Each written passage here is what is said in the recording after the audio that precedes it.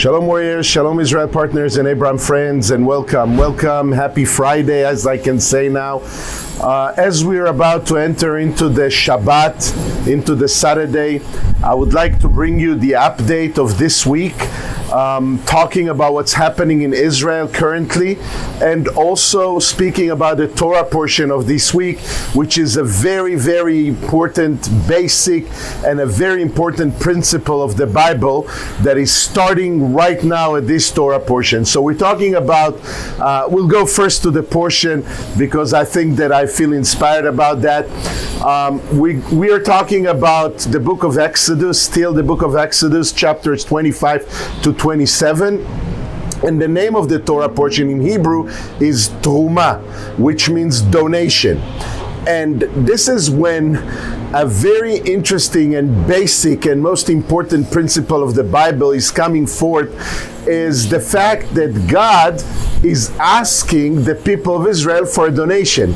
You know that definitely God can create everything, He can build anything, He doesn't need anything from us, but He wants us to be participants and partakers of a very, very important construction project. And therefore He's talking about us, the people of Israel, in the desert, while you're not really working, you're just traveling on the fumes of the gasoline you took with you, gasoline so-called, you took with you from Egypt, all the things that you borrowed and taken from the Egyptian neighbors, that's all the possessions you have. You are in the desert. Nobody's really working in the desert. God is providing you manna from the heaven. He's giving you water. He's sending the food, provides everything from God. So you don't really have to work for anything, and yet your possessions, whatever you've taken with you from Egypt, is the only property you really have. And God is sending and reaching out towards that, to examine who we are, how much we trust in Him. You know, that's all you have. You don't know what's going to happen in the new country, in the new state, in the promised land. You don't know how things are going to unfold. And now, while you're still in the desert, you don't even know when will you reach your target, your destination. God is talking about building him a house, building a home for God, building a home for His presence. Already talking about construction projects while you're still wandering about nomads in the desert. God tells you that you're going to build up your nation. It has to start with building a home for Him. So He gives the instructions for Moses while he's up there on Mount Sinai. He gives him the entire plan of the tabernacle of Moses, which is going to be the first mock model, if you can call it, for the temple once the people of Israel are going to settle in the promised land. They will build a temple. You remember Moses was building the tabernacle, and later on David put the foundations for the temple, and his son Solomon was building the first temple for Israel, for God in Israel in the promised land. But while still in the desert, not knowing much about the future, God tells the people of Israel through Moses for every household to give and donate their most valuable possessions in order to build Him a tabernacle. He's talking about the ark that has to be built from pure gold. You know how much was gold then at this time when people are nomads and wandering about. Things will be built of silver, gems, talking about beautiful, beautiful woods, incredible fabrics and cloths. Everything is literally preparing the people of Israel and their hearts into an amazing principle that when God asks for something, you share your very everything with Him. And that's what we're learning now. From the beginning of the journey of the people of Israel, getting outside of Egypt into the unknown of the desert, by walking with the safety of God, with the pillar of steam, smoke, and a pillar of fire every day, with the provision of God. Now He's asking for you, an Israelite, to step up to the plate literally and give and donate in order to build a house for his presence, a house for the plates that Moses is bringing down from the heavens, a place of worship. And not only that, he's not just telling you that this is going to be a one-time donation and that's it. He gives you an order to build up an altar as well, which means that there'll be a continuation of God's, of God's will to receive from you, to get from you, to be able to build up a principle where we are each other's guarantors, and the people of Israel are actually forged into an entity of a giving nation, a nation that within your heart you're building a very special principle that giving to the others, giving to God, is a very massive part of it. So it's not only talking about a one-time show, one-time project, build me a home, and that's all I need from you. You're going to build me a home, and in this home, you're going to worship me, but you're also going to build me an altar where you're going to come repeatedly onto this altar and give sacrifices for God and for the needy people of Israel. These principles are built in the desert while there's so much uncertainty and so much unknown. That's the most ultimate examination of the people's faith.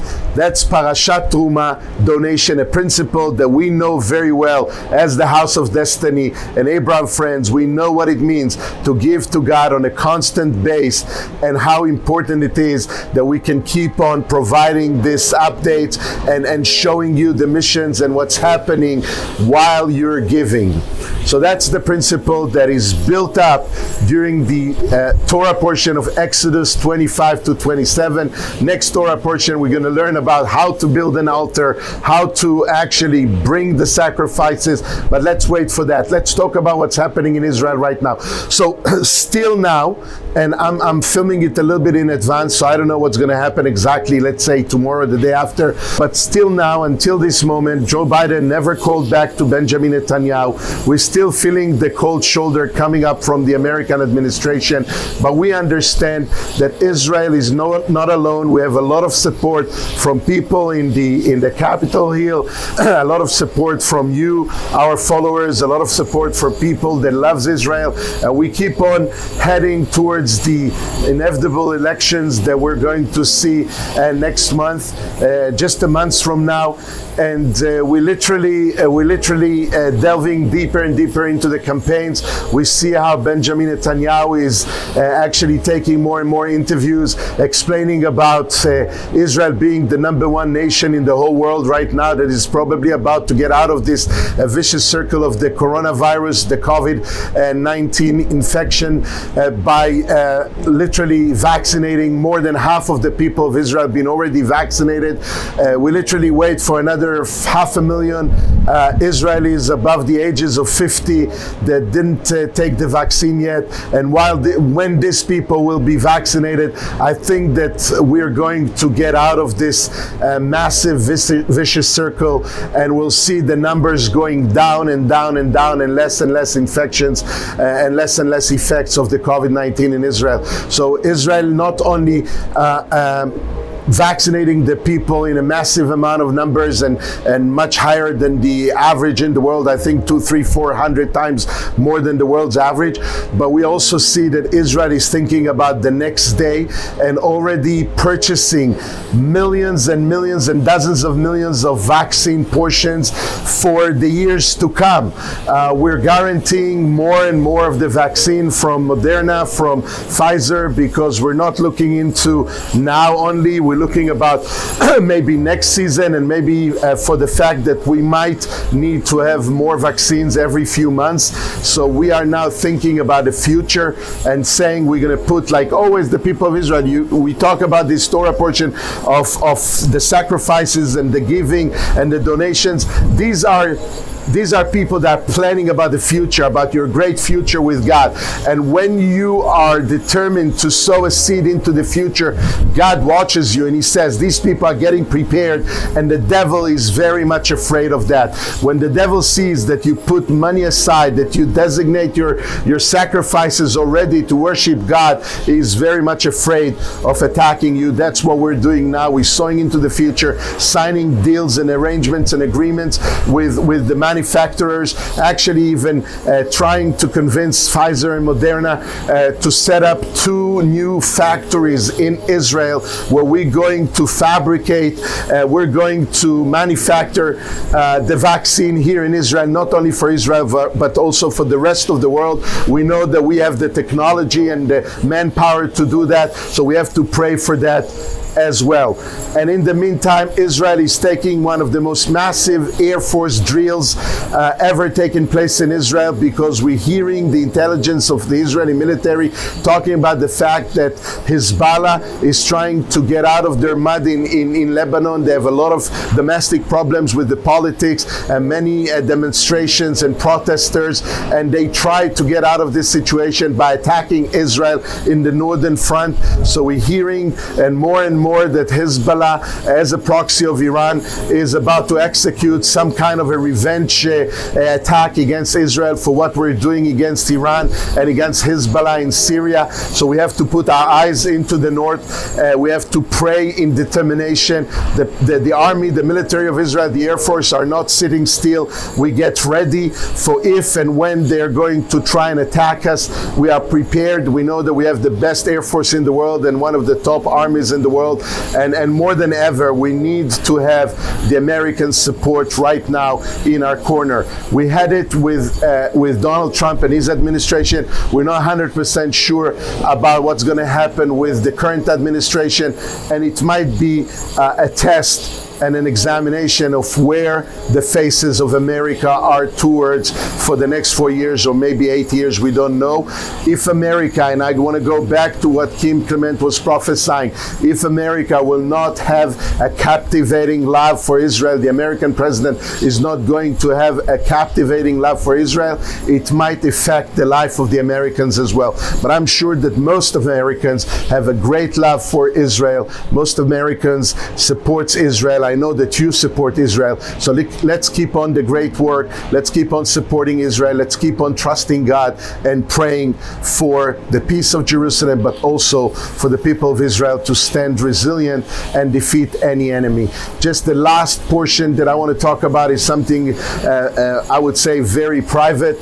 Hopefully on Sunday, my wife and I, after 5 months in the U.S., we hope to get on the flight back to Israel to get united with our children over there, because we were supposed to leave on the 14th of February, the beginning of this week on Sunday, and unfortunately, because of the lockdown and the closing of the airports of Israel, they didn't let us go on the plane. They postponed our flight to the 22nd. It's Sunday, so we are crossing our fingers, holding our hearts and praying to God that the skies are going to be reopened, the airports are going to be reopened, and we will be able to go back to Israel and to bring you the updates from the very soil of Israel once again. I love you a lot, Doobie. Shabbat Shalom, and I'll see you soon.